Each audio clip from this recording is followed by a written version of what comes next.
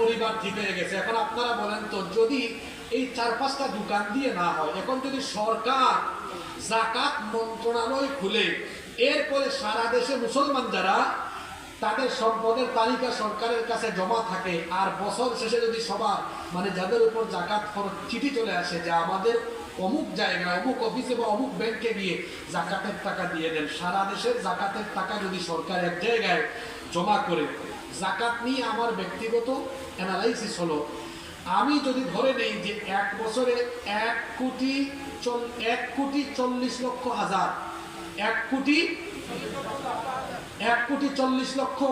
মানে 140,000 কোটি টাকা যদি উত্তোলন হয়, এটা কয়েক ডিস্ট্রিক্ট দিয়ে হয়ে যাবে। ছোট করে বলতেছি বোঝানোর জন্য, 1 কোটি না, 1,40,000 কোটি টাকা। কত বললাম? 1,40,000 কোটি টাকা উত্তোলন করা হলো।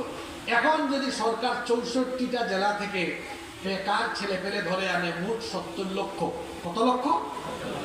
70 লক্ষের হাতে 2 লক্ষ টাকার চেক দেন, ক্যালকুলেটারে হিসাব মারেন, 70 লক্ষ গুণ 2 লক্ষ কত হয়? 1,40,000 কোটি টাকা। এটা কিন্তু একদম লোয়েস্ট একটা হিসাব ধরেছি। আচ্ছা বলেন তো, এক বছরে 70 লক্ষ যুবকের হাতে 2 লাখ টাকার চেক দিয়ে সরকার যদি বলে, যাও বাবারা, কেউ গিয়ে মাছের খামার, হাঁসের খামার, মুরগির খামার, টঙের দোকান, অথবা কেউ বিদেশ যাবে, 3 লাখ আছে 2 লাখ হলে এরকম দিয়ে দিলাম, আর সরকার যদি তার অডিটের মাধ্যমে আবার দেখে এগুলো ঠিকঠাক মতো হচ্ছে কিনা পর্যবেক্ষণ চালায়, তাহলে এক বছরে বাংলাদেশের কত লক্ষ বেকারের কর্মসংস্থান হলো? 70,000 না, 70।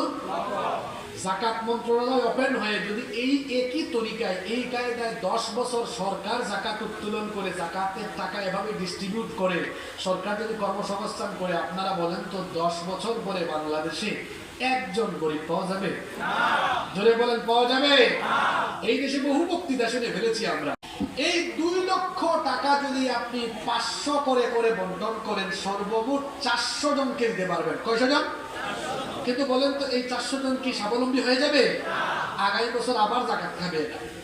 কিন্তু এই 2 লক্ষ টাকা 400 জনকে না দিয়ে যদি আপনি 4 জনকে দেন, একজনকে একটা রিক্সা কিনে দিলেন, আরেকজন বিধবা নারীকে একটা সেলাই মেশিন কিনে দিলেন, আরেকজনকে হালের বলদ কিনে দিলেন, এরকম ছোট ছোট কাজ করলেন, এই যে একজনকে রিক্সা দিলেন, আরেকজনকে টঙের দোকান করে দিলেন, আগামী বছর কি এই ব্যক্তি আর যাকাত খাওয়া লাগবে?